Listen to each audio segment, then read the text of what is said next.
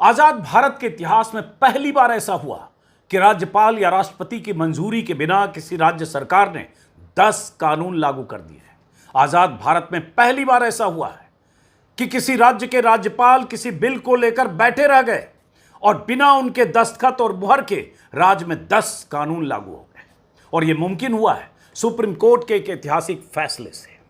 आजाद भारत में यह भी पहली बार हुआ है जब सुप्रीम कोर्ट ने किसी राज्यपाल की हैसियत बताते हुए किसी बिल पर उनके फैसले लेने की मियाद तय कर दी है। अनिश्चित काल तक आप दबाकर नहीं बैठे रह सकते।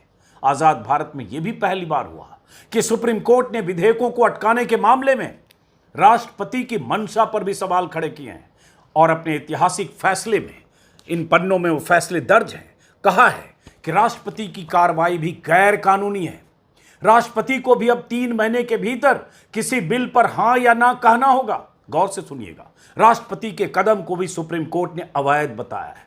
आजाद भारत में यह भी पहली बार हुआ है कि सुप्रीम कोर्ट ने किसी राज्यपाल को फटकारते हुए कहा है कि विधानसभा की तरफ से पास बिल पर आप कुंडली मारकर महीनों तक नहीं बैठ सकते।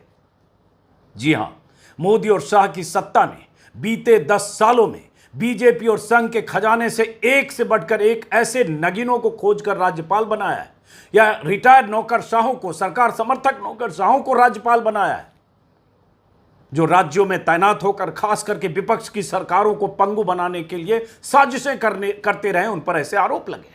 विधानसभा से पास बिल को महीनों तक, सालों तक अपने कोल्ड स्टोरेज में दबाकर रखते रहे।